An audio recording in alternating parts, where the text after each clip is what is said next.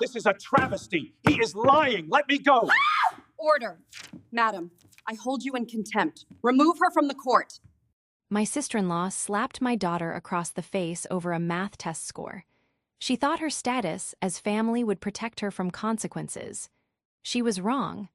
I documented the injuries, filed a police report, and then I legally destroyed the life she took for granted. This is where the story truly begins, and you won't want to miss what happens next. Make sure you're subscribed to see it through to the end. We're always curious.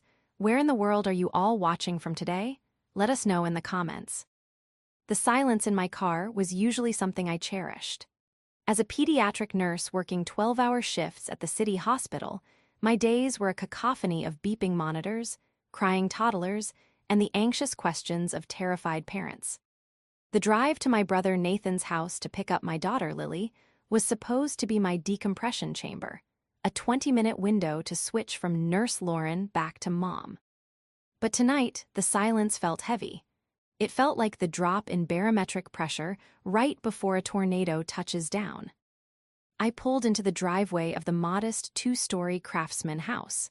It was a beautiful home, one that I knew intimately because I had bought it 5 years ago as an investment property. I let Nathan and his wife, Monica, live there for a fraction of the market rent because family helps family. That was the code I lived by.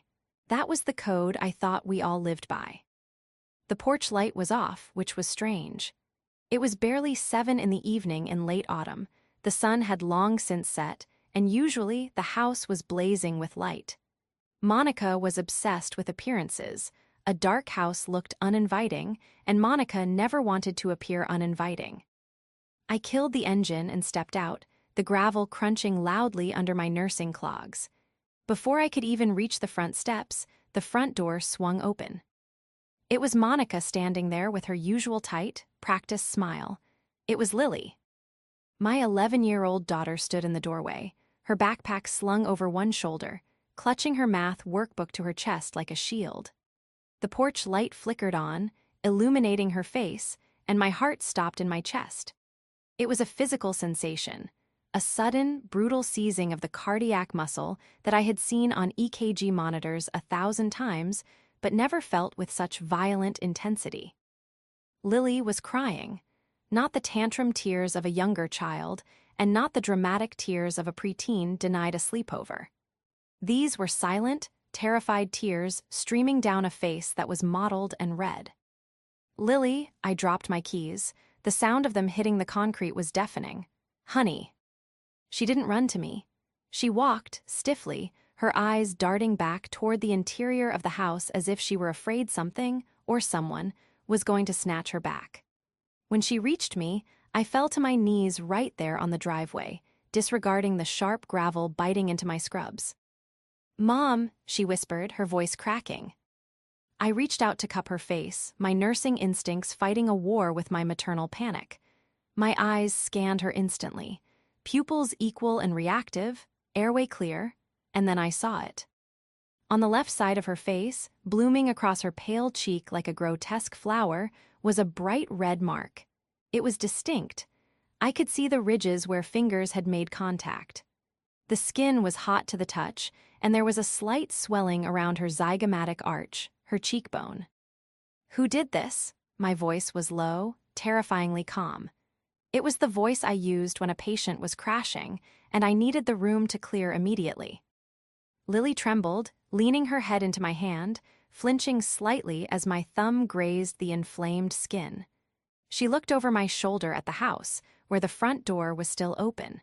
I could see a shadow moving in the hallway. Auntie Monica, Lily sobbed, the words tumbling out in a rush of air. She hit me, Mom. She hit me really hard. The world tilted on its axis. My brain struggled to process the syntax of the sentence. Auntie Monica hit me. It didn't make sense.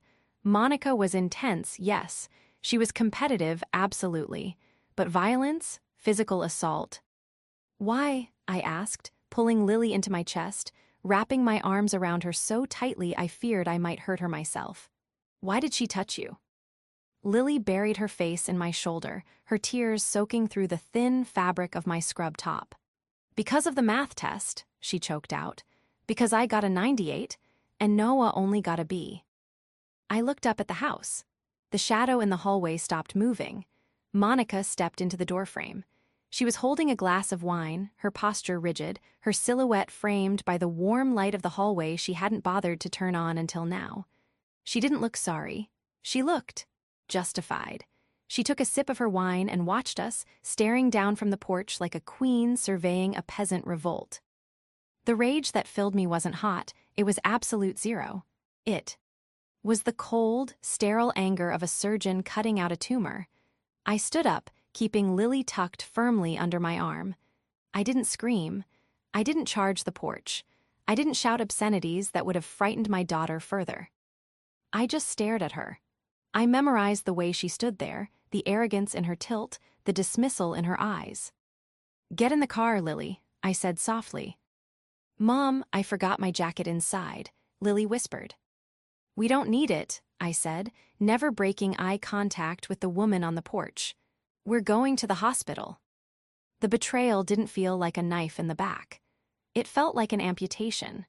It was cleaner, deeper, and I knew, with absolute certainty, that the relationship I had with my brother's family had just been severed forever. The betrayal was worse than the diagnosis itself. The drive to the urgent care center was a blur of streetlights and white-knuckled gripping of the steering wheel. I kept the radio off. The only sound was Lily's occasional sniffle and the hum of the engine. "Does it hurt?" I asked, glancing at her in the rearview mirror. "It throbs a little," Lily said, her voice small. "My ear is ringing too." That detail made my stomach clench. Tinnitus. That meant the force of the blow had been significant enough to affect the ear canal or the drum. This wasn't a tap. This wasn't a playful swat. This was a full-force strike from a grown woman against an 11-year-old child. I pulled into the urgent care lot, not the hospital where I worked. I needed distance. I needed neutrality. I didn't want my colleagues treating my daughter. I wanted a paper trail created by strangers who had no bias, no reason to downplay the severity of what they saw. "Mom, am I in trouble?" Lily asked as I turned off the car. The question broke my heart into 1,000 jagged pieces. "No, baby. No, you are the victim here. You did absolutely nothing wrong. Do you hear me? Nothing." We walked inside. The fluorescent lights of the waiting room were harsh, unforgiving. I walked up to the reception desk, my badge still clipped to my scrubs. The receptionist looked tired, but she perked up when she saw the uniform. Professional courtesy. "Name and reason for visit?" she asked. "Lily, 11 years old, physical assault, facial trauma and tinnitus." I recited the clinical terms robotically. The receptionist's eyes widened. She looked from me to Lily, seeing the red handprint that was now darkening into a bruise against her pale skin. She didn't ask who did it. She just typed furiously, "We'll get you back immediately." In the exam room, I stood in the corner, arms crossed, forcing myself to be an observer rather than a participant. I watched the doctor, a kind man named Dr. Evans, shine a light into Lily's ears. "The drum looks intact, but there is some redness," Dr. Evans said, noting it on his chart. He turned to Lily. "And you said you feel dizzy." "A little," Lily said. "Mild concussion protocol," he murmured, writing it down. Then he turned to me. "Mom, obviously, given the nature of the injury, the shape of the bruising, we are mandated reporters. I have to ask, did this happen at home?" "It happened at her aunt's home," I said clearly. "My sister-in-law struck her. I want that documented explicitly in the chart. Assault by paternal aunt." Dr. Evans nodded grimly. "I will include photos for the file. And, are you planning to involve law enforcement?" "Yes," I said, "tonight." My phone buzzed in my pocket. I ignored it. It buzzed again, and again. A continuous vibration against my thigh. I knew who it was. It was either Nathan, trying to smooth things over, or Monica, trying to gaslight me before I could react. I finally pulled the phone out.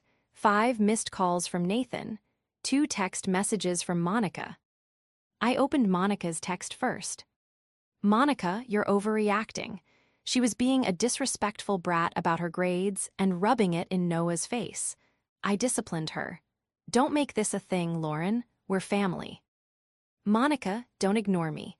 Bring her back so she can apologize to Noah. I stared at the screen, reading the words over and over. Apologize to Noah? She had physically assaulted my child, and she wanted my daughter to apologize to her son. The delusion was so profound it was almost impressive. I didn't reply. I took a screenshot of the texts.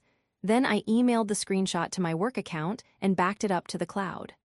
Next, I opened the camera app on my phone. Dr. Evans, I said, do you mind if I take my own photos while the lighting is good? Go ahead, he said, stepping aside. I took close-ups of Lily's cheek. The bruise was turning a sickly purple now, the outline of 4 fingers and a thumb clearly visible. It was a brand, a mark of ownership and aggression. Nathan called again. I let it ring. He left a voicemail. I held the phone to my ear, listening to my brother's voice while watching my daughter hold an ice pack to her face. Lore. Pick up. Monica says you peeled out of the driveway like a maniac. Look, she's upset, okay? Lily was. Well, Monica says Lily was being really difficult about the test scores. You know how sensitive Monica is about Noah's struggles. Let's just cool off tonight and talk tomorrow. Don't do anything crazy. Love you. Don't do anything crazy. That was the phrase that sealed his fate. He wasn't asking if Lily was okay. He wasn't asking if his niece, his flesh and blood, had a concussion. He was managing his wife. He was doing what he always did, minimizing Monica's toxicity to keep the peace in his own house. He had forgotten one crucial thing. He had forgotten that his house wasn't actually his. The deed, the mortgage, and the insurance were all in my name. The lease agreement was month to month, a favor I had extended to help them save money while Nathan started his consulting business. They lived in my house. They drove a car that I had co-signed for. They enjoyed a life subsidized by my long hours and careful saving. Nathan thought he was calling his little sister, the pushover nurse who always fixed everyone's boo-boos. He didn't realize he was talking to his landlord, and the landlord had just found a violation of the lease that couldn't be fixed with a coat of paint. To understand why a grown woman would slap an 11-year-old over a math grade, you have to understand the dynamic between Monica and me. Or rather, the dynamic between Monica and the world. Nathan and I had always been close. Our parents died when I was in my early 20s and he was in his late 20s. We clung to each other like shipwreck survivors. I was the steady one, the planner, the saver. Nathan was the dreamer, the charismatic one who always had a big idea just around the corner. When Nathan met Monica 7 years ago, I tried to like her. I really did. She was beautiful, polished, and presented herself as the ultimate domestic goddess. She didn't work outside the home, which was fine, lots of parents don't, but she made stay-at-home mom into a competitive sport. Her entire identity was wrapped up in being the perfect mother to Noah. Noah was my nephew, and I loved him dearly. He was a sweet, quiet boy who loved dinosaurs and drawing, but Monica needed him to be a genius. She needed him to be the star athlete, the top scholar, the most popular kid. She needed him to be a reflection of her own greatness. The problem was Noah was average, and I say that with love. He was a perfectly normal, average kid. He struggled with reading, he hated sports, and he preferred video games to chess club. Lily, on the other hand, was sharp. She was academically gifted, fiercely independent, and naturally athletic. I never pushed her. If anything, I had to tell her to slow down. I worked long hours, so Lily learned to be self-sufficient early. And Monica hated her for it. For years, it was just microaggressions. At Christmas dinner 3 years ago, "Oh, Lauren, it's so sad that you have to work so much." Lily basically raising herself explain why she's so aggressive in her mannerisms. Noah is much more gentle because he has a mother present. At a birthday party, we don't allow refined sugar for Noah. It affects the cognitive development. I guess since Lily is already in public school, it doesn't matter as much for her. I swallowed these insults. I swallowed them because Nathan looked happy. I swallowed them because I wanted Lily to have cousins. I swallowed them because I was busy paying off my own loans and buying the investment property that they eventually moved into when Nathan's startup failed and they needed a place to live. But as the kids got older, the academic gap widened. We lived in a district with a highly competitive magnet middle school program. Admission was based on a standardized test taken in the 5th grade, the test they had just taken last week. Monica had spent thousands of dollars on tutors for Noah. She had him doing prep courses for months. I had bought Lily a study guide from a bookstore and helped her with flashcards when I got off shift. The results had been released online today. Lily had scored in the 99th percentile. She was guaranteed a spot. Noah had scored in the 75th percentile. A good score, a respectable score, but not enough for the magnet program. I pieced together the scene in my head as I watched Lily sitting on the exam table, holding the cold packed to her cheek. "Lily," I asked gently, "what exactly happened before she hit you?" Lily sniffled. We were at the kitchen table. Noah was crying because Auntie Monica was yelling at him about the test. She was telling him he was lazy. I felt bad, Mom. I told Noah it was okay, that the test was really hard. I tried to help. "And what did Auntie Monica say?" "She screamed at me," Lily whispered. "She said, 'Shut up, you little know-it-all. You think you're better than him just because your mother ignores you enough to let you study all day.'" My jaw tightened. "I told her that wasn't true," Lily continued, her voice trembling. I said maybe if she didn't scream at Noah so much, he could concentrate better. That's when she hit me." The audacity, the sheer, unadulterated malice. Monica couldn't handle that her curated, expensive efforts had failed while my neglected daughter had succeeded. So she punished the success. She tried to beat the superiority out of my child to protect her own fragile ego. She was a bully in beige cashmere. She had targeted the one thing in this world that I would burn cities to protect.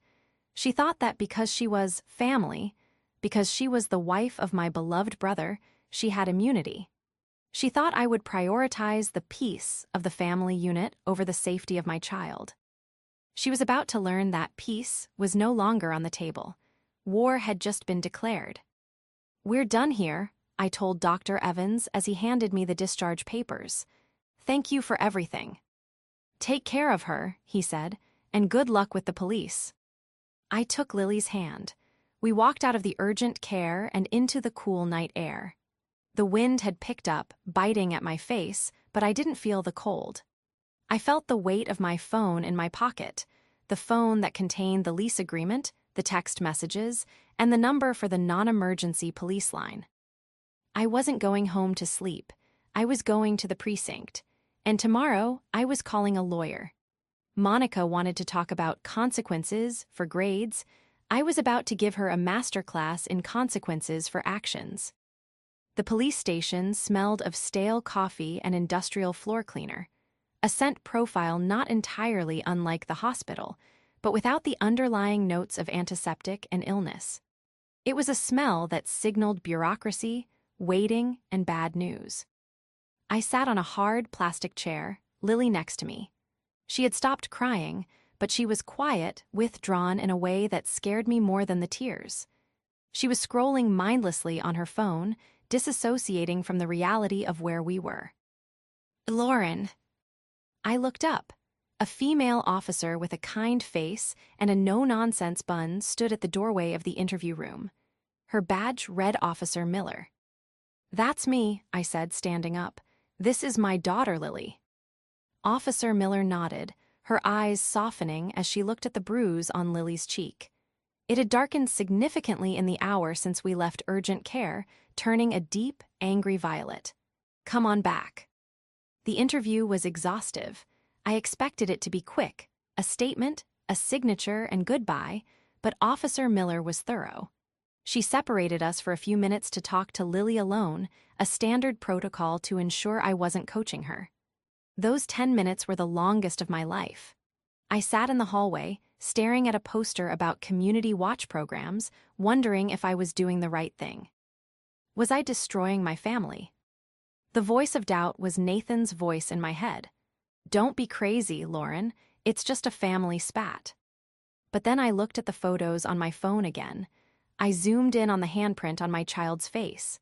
This wasn't a spat. This was assault. And if I didn't draw the line here in permanent ink, what would happen next time? What if she pushed Lily down the stairs? What if she threw something? Officer Miller called me back in. Lily looked small in the chair, but she gave me a weak smile. Mrs. Davis, Officer Miller said, sitting down and clasping her hands over a file. Lily has given a very clear, consistent account of what happened. It matches the physical evidence and the medical report you provided from urgent care. We have enough here to charge Monica with simple assault and battery on a minor. We can also notify Child Protective Services for a welfare check regarding the other child in the home. The mention of CPS made my stomach turn. Noah, my nephew, he was innocent in this, but he was living with a woman who couldn't control her violent impulses. Do it, I said, my voice steady. Do whatever is necessary to ensure safety. We will pay them a visit tonight, Officer Miller said. However, I need to ask you about immediate safety. Is there any reason Monica would come looking for you or Lily tonight? She thinks I'm overreacting, I said, pulling up the text messages on my phone. She sent me these. I showed the officer the texts. You're overreacting? She was being a disrespectful brat. Bring her back so she can apologize. Officer Miller's eyebrows shot up. She wants the victim to apologize? That shows a distinct lack of remorse and a distorted perception of the event. I'm going to recommend you file for a temporary restraining order immediately. A judge is on call tonight. We can help you with the paperwork. I nodded. I'll do it. As we filled out the forms, a cold realization settled over me. A restraining order would mandate that Monica stay a certain distance away from Lily. And me, but there was a logistical complication. I owned the house Monica lived in. If I needed to visit my property, or if I needed to manage the asset, a restraining order would make that complicated, unless I removed the variable. I finished the police report and drove us home. Lily fell asleep in the car, exhausted by the trauma. When I carried her into the house and tucked her into bed, I didn't go to sleep myself. I went to my home office. I pulled a file from the fireproof cabinet marked Real Estate, 1402 Oak Street. Inside was the lease agreement. It was a standard California Association of Realtors residential lease, month to month. I had given them a sweetheart deal, $800 a month for a 3-bedroom house in a district where rent averaged $3,500. I scanned the document, my eyes hunting for the specific clauses I needed. Clause 14, Tenant Conduct. Tenant shall not disturb, annoy, endanger, or interfere with other tenants or neighbors. Tenant shall not use the premises for any unlawful purpose. Assaulting the landlord's daughter was certainly endangering. It was definitely unlawful. I looked at the clock. It was 1:00 a.m. I picked up my phone and drafted an email to my real estate attorney, Sarah, whom I had known since nursing school before she pivoted to law. Subject, emergency eviction, restraining order violation. Sarah, I need to serve a 30-day notice to vacate to my brother and his wife immediately. Actually, I want to know if I can do a 3-day notice to quit based on nuisance or illegal activity. Monica assaulted Lily tonight. Police report filed. Charges pending. I want them out. Prepare the paperwork first thing in the morning. I hit send. I wasn't just a sister anymore. I wasn't just a nurse. I was a landlord dealing with a liability, and I was about to close the account. The confrontation didn't happen over the phone. It happened on my front porch at 7:15 a.m. the next morning. I was in the kitchen making coffee, my eyes gritty from lack of sleep when the doorbell rang. It didn't just ring, someone was leaning on it. The frantic, rhythmic buzzing filled the house. I checked the security camera feed on my phone. It was Nathan. He looked terrible. His hair was disheveled. He was wearing the same clothes he'd had on yesterday, and he was pacing back and forth on my welcome mat. I checked on Lily. She was still sound asleep, thank God. I closed her bedroom door softly, walked down the hall, and opened the front door. I stepped out and pulled it shut behind me, crossing my arms. "Lauren," Nathan breathed, looking relieved and terrified at the same time. He reached out to hug me. I took a step back. The rejection hit him like a physical blow. He froze, his arms hovering in empty space. "Don't," I said. "Lauren, please," he pleaded, his voice cracking. The police came to the house last night.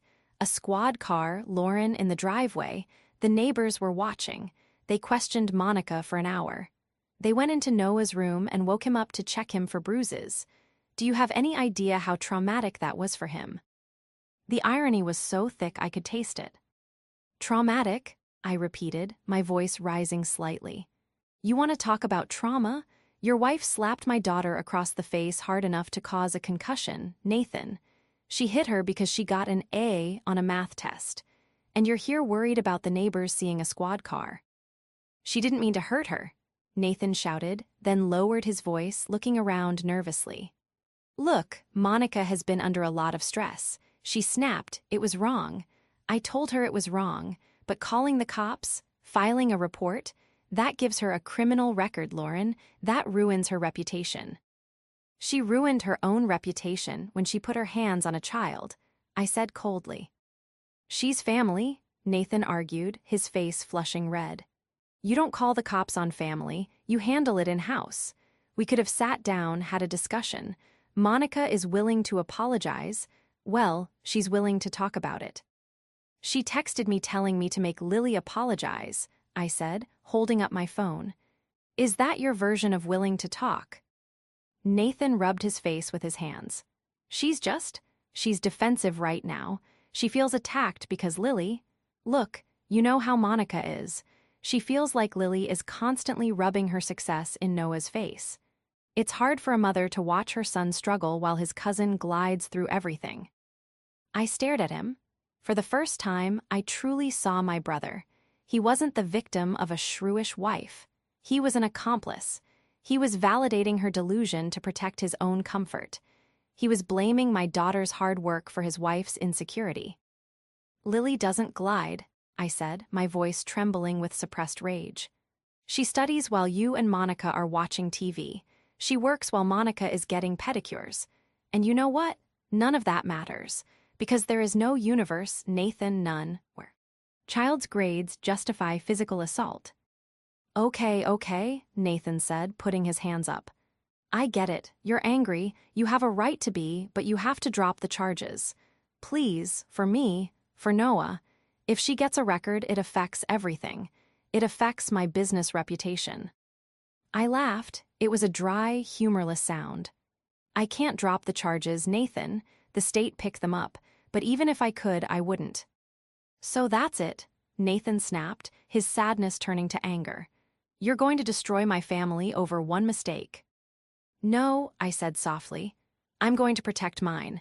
And Nathan, there's something else." He looked at me warily. "What?" "I spoke to my lawyer this morning." Nathan looked confused. "Your lawyer for the assault?" "No," I said, "my real estate lawyer." The color drained from his face. He knew instantly what that meant. "Lauren, no, you can't." "The lease is clear," I said, reciting the clause I had memorized. "Tenant shall not endanger other tenants or neighbors. She assaulted the landlord's daughter. That is a breach of lease. I am terminating your tenancy." "We have nowhere to go," Nathan cried. "We can't afford a place in this district. Noah's school is here." "Then you should have thought about that before you let your wife abuse the person who subsidizes your life," I said. "You have 30 days.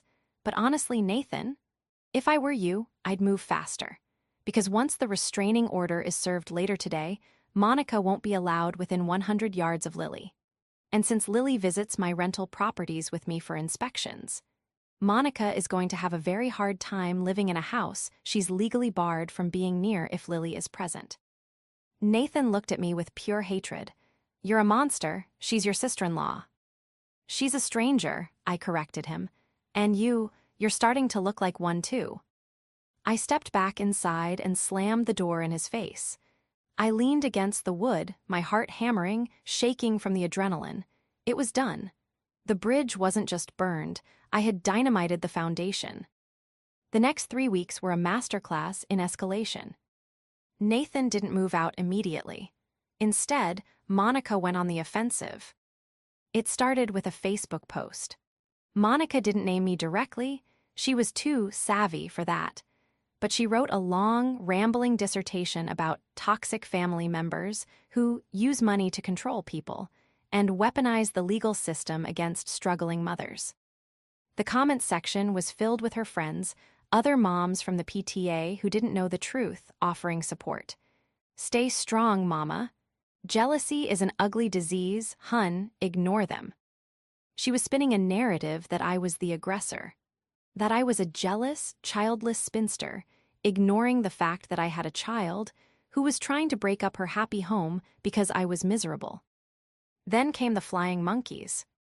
My Aunt Linda, who lived 3 states away and hadn't called me on my birthday in a decade, called me on a Tuesday afternoon while I was at work.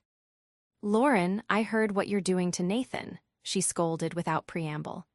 Evicting your own brother, in this economy, and calling the police on Monica, she said she barely touched the girl. She gave her a concussion, Aunt Linda, I said, typing charting notes as I spoke. I have photos, I have medical records. Do you want me to email them to you? Well, kids play rough, Linda stammered. Monica is 40 years old, I deadpanned. She is not a kid playing rough. She is an adult who committed battery, and Nathan is enabling it. If you're so concerned, you can take them in. I hung up. I didn't have the bandwidth for it. But Monica wasn't done. 4 days after I served the eviction notice, which I had done via a professional process server to avoid a scene, I got a call from the school principal. Ms. Davis, we had a disturbing call from your sister-in-law, Mrs. Davis, the principal said. Her voice was cautious. She claimed that Lily cheated on the entrance exam. She alleged that you, being a nurse, somehow obtained performance-enhancing drugs for your daughter to help her focus. I gripped the phone so hard the plastic case creaked. That is a lie, I said, my voice shaking with fury. A malicious, retaliatory lie. Monica is currently facing assault charges for striking Lily. She is being evicted from my property. This is harassment. We assumed as much, the principal said, her tone shifting to sympathy. Given Lily's consistent academic record, the accusation holds no water, but I wanted you to know the length she is going to. Thank you, I said. Please document that call. I will be adding it to the file for the permanent restraining order hearing. That was the mistake Monica made. She thought the social court of public opinion mattered. She thought if she threw enough mud, I would back down to save face. She didn't realize she was just giving me more ammunition. I called my lawyer, Sarah, immediately. She called the school? Sarah asked, incredulous. Is she trying to lose custody of her own kid? Lauren, this is defamation. And it's definitely a violation of the no-contact spirit of the TRO, even if she didn't contact Lily directly. She's targeting the protected person. Add it to the stack, I said. We have the hearing for the permanent restraining order in 2 days. I want everything there. The texts, the medical report, the police report, the eviction notice, and now the school incident. We're going to bury her, Sarah said. The day before the hearing, I went to the house. I had given the legally required 24-hour notice of inspection. I brought a police escort, Officer Miller, who had agreed to come along to keep the peace. I needed to inspect the property for damages before they moved out. When we pulled up, the driveway was full of boxes. Nathan was loading a U-Haul. He looked 10 years older than he had a month ago. He saw the police car and just put his head down, continuing to carry a box of books. I walked up the driveway, Officer Miller a few paces behind me. Monica was standing on the porch. She wasn't the smug queen holding a glass of wine anymore. She was wearing sweatpants, her hair in a messy knot, her face puffy from crying or screaming or both. When she saw me, her eyes narrowed. "You happy?" she spat. "You happy you made my son homeless?" "You made your son homeless," I corrected her, stopping at the bottom of the steps. "You made him homeless the second you decided your ego was more important than my daughter's safety." "I helped you," she screamed, her voice shrill and breaking. "I took care of this house. I let Lily come over here." "You lived here for 1/3 of the rent," I said calmly. "And you hit my child. Step aside, Monica. I'm here to inspect the walls." "You can't come in here," she shrieked, blocking the door. Officer Miller stepped forward, her hand resting casually on her belt. "Ma'am, the property owner has given legal notice. You cannot obstruct her access. If you do, I will have to arrest you for violation of the lease and obstruction. Again." Monica looked at the officer, then at Nathan. "Nathan," she yelled, "do something. Are you going to let her walk in here like she owns the place?" Nathan stopped at the back of the U-Haul. He looked at his wife, then at me. He looked at the house he was losing. "She does own the place, Monica," Nathan said, his voice defeated and quiet. "Just move." Monica gasped as if he had slapped her. She stepped aside, trembling with rage. I walked into my house. It was a mess. There were holes in the drywall where pictures had been ripped down carelessly. The carpet was stained, but the structure was sound. As I walked through the living room, I saw something on the kitchen counter. It was a stack of papers. Monica's evidence for the court hearing tomorrow. I glanced at the top sheet. It was a printed email from my parents' old estate lawyer. I paused. I knew I shouldn't look, but it was out in the open. It was a draft of a lawsuit. Monica was planning to sue me for unjust enrichment, claiming that the money I used to buy this house was actually money that should have gone to Nathan from our parents' inheritance years ago. It was complete nonsense. Our parents died with debt, and I made my money through overtime and frugal living, but it showed her hand. She wasn't just trying to defend herself. She was trying to take everything I had. She wanted a war. She was bringing a water pistol to a nuclear standoff. I walked back out.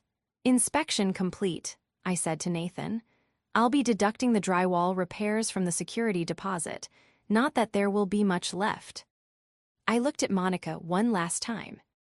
"See you in court tomorrow," I said. The county courthouse was a monolith of gray stone and intimidation. It was a place designed to make you feel small, to remind you that your personal tragedies were just file numbers in a system that ground on endlessly. I sat at the plaintiff's table, my hands clasped tightly in my lap to stop them from shaking. Sarah, my lawyer, sat beside me, radiating a calm, predatory confidence. She had organized our evidence into 3 neat binders. On the other side of the aisle sat Monica. She had transformed again. Gone was the screaming banshee from the porch, and gone was the arrogant queen from the driveway. Today, she was playing the role of the martyr mother. She wore a modest navy dress, a cardigan, and minimal makeup. She looked fragile. She looked like a victim. Nathan sat behind her in the gallery, not at the defendant's table. He looked like a ghost. He was staring at the floor, refusing to make eye contact with anyone. The judge, a stern woman named Judge Holloway with glasses perched on the end of her nose, called the session to order. This was the hearing for the permanent restraining order. If G. granted, it would legally bar Monica from coming near Lily or me for up to 5 years. It would cement her status as a danger to our family. Monica's lawyer, a court-appointed public defender who looked overworked and underprepared, stood up first. "Your Honor," he began, "my client, Mrs. Davis, admits there was a physical altercation. However, we argue that a permanent restraining order is excessive. This was an isolated incident of parental discipline that went too far. exacerbated by extreme provocation from the minor child. Furthermore, the petitioner, Ms. Lauren Davis, is using this order as a weapon to unlawfully evict my client and gain leverage in a separate civil dispute regarding family inheritance. There it was, the lie, the muddying of the waters. Judge Holloway looked over her glasses at Monica. Provocation, the child is 11, correct? Yes, Your Honor, Monica spoke up, her voice trembling, a perfectly rehearsed quiver. Lily has always been difficult. She taunts my son Noah, who has learning disabilities. That night she was mocking him for failing a test. I snapped. I wanted to protect my son from her bullying. I know I shouldn't have slapped her, and I am willing to take parenting classes, but I am not a danger to society. Lauren is just trying to punish me because she hates that I married her brother. It was a good performance. If I didn't know the truth, I might have believed her. She made herself sound like a protective mother pushed to the brink by a mean-spirited cousin and a vindictive sister-in-law. Sarah squeezed my arm under the table. Our turn, she whispered. Sarah stood up. She didn't use flowery language. She used paper. Your Honor, Sarah said, we are not here to discuss family dynamics or imaginary inheritance disputes. We are here to discuss facts. And the facts are that the respondent struck an 11-year-old child with enough force to cause a concussion and tinnitus. She handed the first binder to the bailiff. Exhibit A, urgent care medical records dated the night of the incident. Note the doctor's observations of the bruising pattern. This was not a swat. This was a full-force blow to the head. The judge flipped through the pages, her face impassive. Exhibit B, Sarah continued, her voice hardening. Text messages sent by the respondent immediately after the assault. Please note that she does not apologize. She demands the victim return to the house to apologize to her. This demonstrates a lack of remorse and a distorted view of reality that poses a continued risk to the child. Monica shifted in her seat. The fragile victim mask slipped for a second, a flash of annoyance crossing her face. And finally, Sarah said, dropping the heavy artillery, Exhibit C, a sworn affidavit from Principal Henderson of Northwood Middle School, dated 2 days ago. Monica froze. She hadn't known we had this. 2 days ago, Sarah said, addressing the judge, while a temporary restraining order was in effect, the respondent called the minor child's school. She attempted to have the child's academic record expunged by claiming, without a shred of evidence, that the petitioner, a licensed nurse, was drugging her daughter with performance enhancers. This was a malicious attempt to destroy the child's reputation and the petitioner's career. This is not the behavior of a remorseful mother. This is the behavior of an obsessed, vindictive individual who will stop at nothing to harm this family. The courtroom went silent. The air left the room. Judge Holloway looked up from the affidavit. Her eyes drilled into Monica.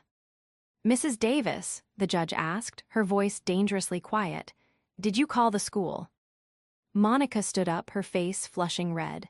I was just concerned. It's not normal for a child to get those grades without help. I was just asking a question. You accused a medical professional of drugging a child, the judge snapped. That is not asking a question. That is harassment. Then the judge looked at the gallery. Mr. Davis, you are the father of the other child involved and the brother of the petitioner. Please stand. Nathan stood up slowly. He looked like he was walking to the gallows. Your wife claims that your niece, Lily, brutally bullied your son, provoking this attack, the judge said. Is that true? Is your niece a bully? This was the moment, the pivot point of our entire history as siblings. Monica turned around, her eyes wide, silently commanding him to support her lie. Lie for me, her eyes screamed. Save me. Nathan looked at Monica. He looked at the woman who had isolated him from his family, who had spent his money, who had hit his niece. Then he looked at me. He saw the sister who had paid his rent, who had tutored his son, who had always been there. He took a deep breath. No, Your Honor, Nathan said, his voice quiet but clear. I can't hear you, sir, the judge said. No, Nathan said, louder th. Is time. Lily isn't a bully. She was trying to help Noah study that night. I heard them from the other room. She was encouraging him. Monica just got angry that Lily's score was higher. There was no provocation. Lily is a good kid. Nathan, Monica shrieked, forgetting where she was. You traitor, you spineless loser. Order, the judge banged her gavel. Sit down, Mrs. Davis. But Monica didn't sit. The mask was gone. The rage that had been simmering beneath her beige cardigan boiled over. He's lying, she screamed, pointing a shaking finger at me. She bought him off. She controls everything with her money. She thinks she's better than us just because she has a degree and a house. She's trying to steal my husband. She's trying to steal my son. Bailiff, the judge barked. 2 officers moved toward Monica. She was hyperventilating now, manic and unhinged. She had just proven my case better than any lawyer could have. She had shown the court exactly who she was, a volatile, jealous woman incapable of controlling her temper. I am granting the permanent restraining order for a period of 5 years, Judge Holloway announced over Monica's shouting. The respondent is to have 0 contact with the petitioner or the minor child, Lily Davis. This includes third-party contact. Any violation will result in immediate arrest. Furthermore, I am recommending a psychiatric evaluation be added to the conditions of bail for the pending criminal charges. The gavel came down with a sound like a gunshot. Monica was escorted out of the courtroom, still screaming obscenities about me. Nathan didn't follow her. He sank back onto the bench, put his head in his hands, and wept. I looked at Sarah. She gave me a small, professional nod. We had won, but as I looked at my broken brother, it didn't feel like a victory. It felt like a rescue mission that had sustained heavy casualties. The fallout was swift and absolute. The eviction happened 3 days later. I didn't go. I hired a property management company to handle the turnover because legally, I couldn't be there if Monica was there, and I refused to put myself in that position again. According to the property manager, it was ugly. Monica refused to pack until the sheriff arrived to enforce the eviction order. They ended up putting most of their belongings on the curb. But Nathan wasn't with her. The day after the hearing, Nathan showed up at my door. He didn't have a suitcase. He just had a duffel bag and a look of profound exhaustion. She kicked me out, he said, standing on the porch where this nightmare had begun. Well, she tried to. We were at a motel. She went crazy, blaming me for everything. I left. I'm staying at a friend's place, but I needed to see you. I let him in. We sat at the kitchen table, 2 survivors of a war we hadn't asked for. I'm sorry, he said. He didn't make excuses this time. He didn't say, but she's stressed. He just apologized. I should have stopped it years ago. I saw how she treated Lily. I saw the jealousy. I was just too weak to fight her. I thought if I just kept quiet, it would go away. It never goes away, Nathan, I told him. It just grows in the dark. I'm filing for divorce, he said. The words hung in the air, heavy and final. I can't have Noah around that. The judge was right. She needs help, but I can't set myself on fire to keep her warm anymore. The criminal case took another 3 months to resolve. Because of the clear evidence, the medical records, the photos, and the courtroom outburst, Monica's lawyer advised her to take a plea deal. She pleaded no contest to misdemeanor assault. She was sentenced to 2 years of probation, mandatory anger management classes, and 100 hours of community service. It wasn't prison time, but the conviction meant she lost her status in the community. The PTA moms dropped her. The perfect image was shattered. She had a criminal record for hitting a child. That stain doesn't wash out. More importantly, the family court granted Nathan primary physical custody of Noah during the separation, citing Monica's instability and the pending investigation by CPS. Monica was allowed supervised visitation only. Noah flourished away from her pressure. Without his mother screaming over his shoulder, his anxiety decreased. He didn't turn into a genius overnight. He was still an average student, but he was a happy average student. He started drawing again. He started laughing. As for Lily, We sat on the floor of her bedroom a few weeks after the dust had settled. She was packing her backpack for her first day at the magnet school. The bruise on her cheek had long since faded, leaving no physical scar, though I knew the emotional one would take longer to heal. "Mom," she asked, pausing as she zipped up her bag. "Yeah, honey. Is Auntie Monica ever coming back?" "No," I said firmly. "She isn't. The judge made sure of that. You are safe. We are safe." "Lil." Y nodded, a look of adult understanding in her young eyes. "I'm glad Uncle Nathan is okay, though, and Noah." "Me too," I said. "We saved them in a way." "I guess the math test was worth it," she joked, a small, wry smile touching her lips. I pulled her into a hug, burying my face in her hair. "Nothing is worth you getting hurt, but I am so proud of you, not for the grade, but for being brave enough to tell me." Life went on. I repaired the rental house, new drywall, new paint, new carpets, and rented it to a nice young couple who were actually grateful for the below-market rate. Nathan got a small apartment nearby and started rebuilding his relationship with Noah. We still had scars. Family gatherings would never be the whole, big, happy events I had once dreamed of. There was an empty chair where a sister-in-law should have been, but the toxicity was gone. The fear was gone. I had learned that being a good sister didn't mean enabling abuse. Being a good person didn't mean being a doormat. I had drawn a line in the sand to protect my child, and when they crossed it, I didn't just push them back. I built a fortress. Sometimes you have to burn the family tree to save the roots.